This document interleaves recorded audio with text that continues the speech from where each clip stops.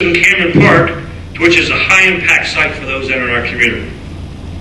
A few Sundays ago, I sat in my office and I met a young couple from Doylestown. They actually came up and invested in our community. They bought a property on Market Street. They haven't left their area yet, but their plan is to come up here. But they clearly have invested in their future and our future. But I remember he said he looked at another local community, and even after being told by a local real estate person not to go to Sunbury, him and his wife decided to take a trip down Market Street. His exact words were, "This is a great downtown. I see a lot of potential." And he bought a property on our street, on our Market Street. The same downtown, not any different than anybody else's downtown, because we all have empty stores, we all fight for that area. But as a mayor, I sat down with these individuals and advised them that our community is looking for investors and would support their investment. And that's what Sunbury is all about. As we struggle to fill our downtown, like every community, we must address each property, each opportunity as presented. City Council has started and has agreed to add to our downtown facade program. SRI will administer this program of CDBG funding, and I'm hopeful this program will help. We do have some concerns because we've done this in the past, and there's a lot of state regulations involved in that money, but you'll read about that and hear about that as we progress. But we hope to get that up and running in the summer. We also must invest in economic development money in the near future. These grants would make a difference when it comes to financial opportunities to help a first-year business that would create guaranteed new jobs. Now, to the best of my knowledge, the city has never done that. And what that amounts to is grant money put aside, block grant money. That'd be like trying to get a new business into town, and you want to say, well, you don't have to pay taxes for the first year. Well, you can't. That's not legal. You can't do that. But if we had a grant money for economic development sitting in a pool, and somebody wanted to come in and they guaranteed you, let's say, 10 jobs, for an example, and you wanted to say to them, well, to bring you into town and entice you to come in, we're going to see that you don't have taxes for the first year, and we would pay them out of that fund. That's the eligibility and how that would work. So I believe it's going to be very important in the near future for us, because we're competing. It's all competition. It's all investing in our community. It's competing with other communities.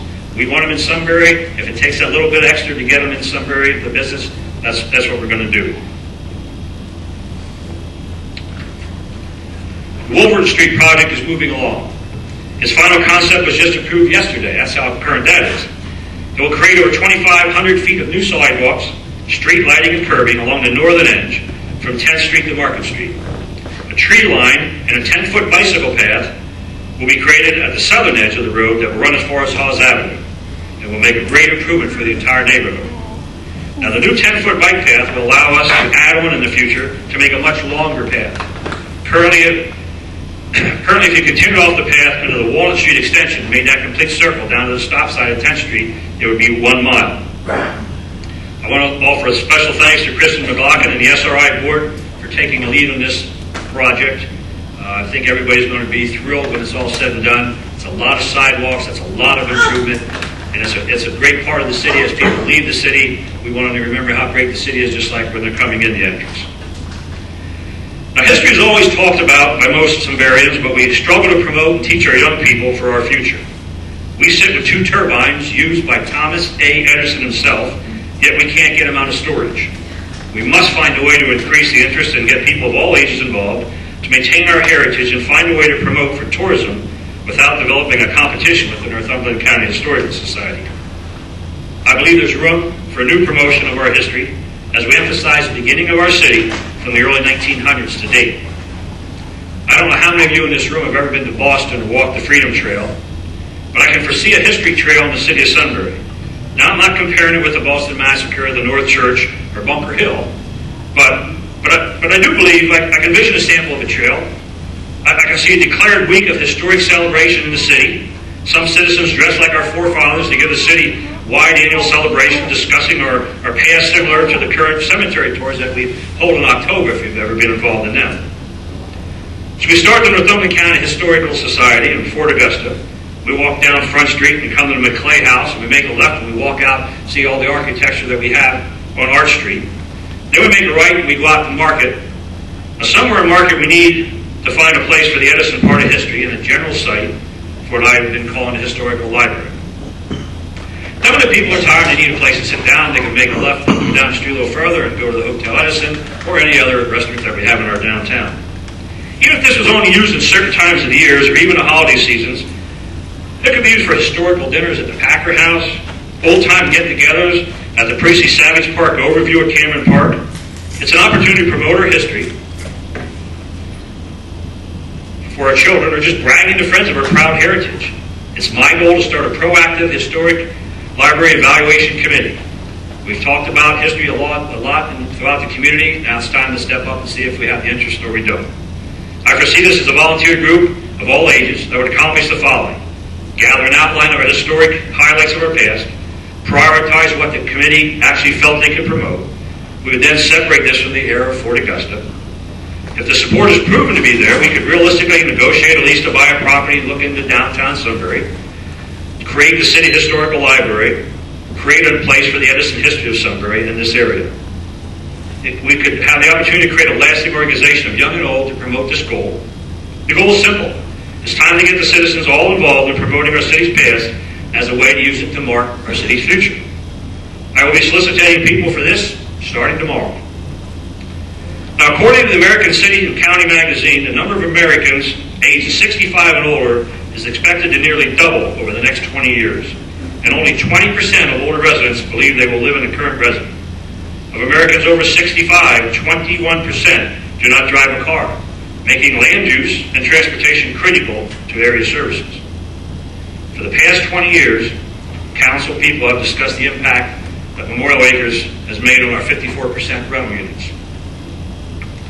We ask for private investment within our city, and then we offer federal subsidized units in competition.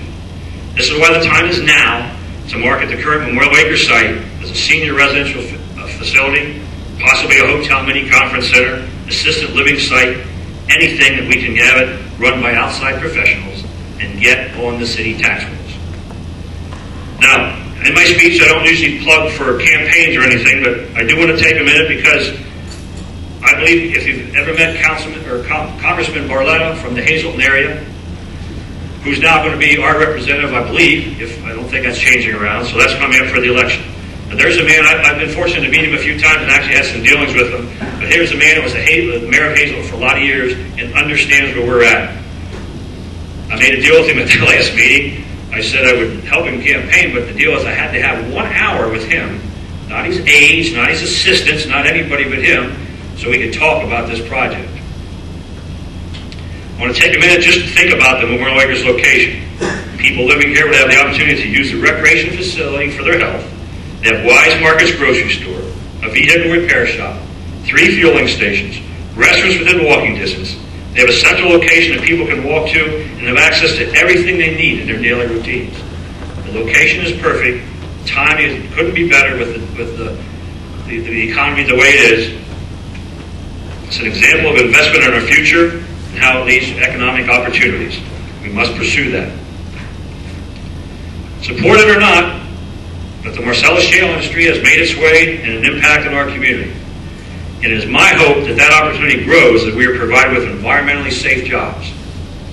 Every mayor in every city across this country talks about getting jobs, and every single job counts. Currently, recreational tourism is a leading reason for people visiting our community. Its impact can be felt at our restaurants, stores, and gas stations. I know that it must have an impact on a hotel, which has always been a dream of mine. We must continue to invest in any opportunity that we can bring people into the city. And I don't care if that's for a weekend, a week, whatever it may be. Anytime we can bring people into the city, even when they leave the city, we have good things to talk about, good things to show them. They have the opportunity to come back and invest in our community. And that's what it's all about. Invest, invest, and invest. Visitors enter our city from the river, and we always lead them down 4th Street to Market Street. I call this our economic T, which has a lot of retail business on or within a block of either direction. We will continue to market this area and to build on its location as we promote the entire city. We were all disappointed with all the college and university cutbacks from Harrisburg in 2011. It clearly suppressed the Bloomsburg University venue on Arch Street. Would have been huge for the city of Sunbury, there's no question about it. That idea, along with the natural gas multi-service center for the future, is not dead. It really isn't. It's currently on the back burner, which is ready to ignite when financial opportunities increase. We will follow the River Valley Transit's lead as they move forward on their development of the natural gas station in Williamsport, Pennsylvania.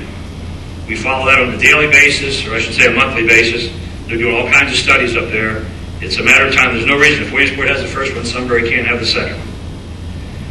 My office has jumped into modern technology, and don't ask me to explain how this works, but as we have set up a Facebook account called What Mayor Dave Says. In fact, the gentleman running, after questions we can ask that gentleman there, Tyler. But anyway, this is being managed by our city clerk, Terry Spade, and a suspect student by the name of Tyler Herzl.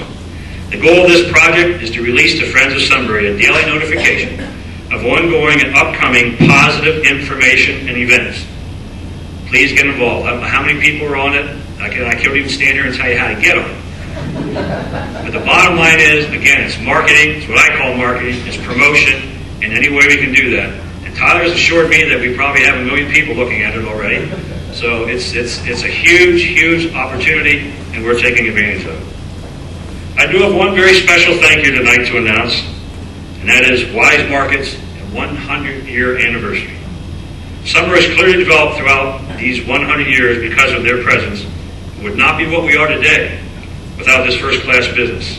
I can only hope that they will be around for another 100 years. Now, as I look at this crowd, and I know most of it, I'm not going to stand here until I can name everybody's name that's in this room, but I know that you have made an impact on this community. I want to personally thank each and every one of you in here for that effort that you have made, no matter what amount of time, no matter what particular interest you have, to improve the city of Sunbury. And ask you to consider continuing that in any capacity that you can. I'm also going to ask you to help market the city to anyone you can. A lot of people don't know about our positive situations or projects or plans or homes, whatever it may be in the city of Sunbury. And sometimes we need to remind them. Nothing I like better is when somebody challenges me in a local community and I can reel off 10 things that they don't have and we do have. But anyway, I want to welcome the opportunity to explain that to everybody, and I want to ask for your assistance in the future to promote Sunbury and the things we talked about tonight. And for that, I thank you very much for coming this evening, and God bless.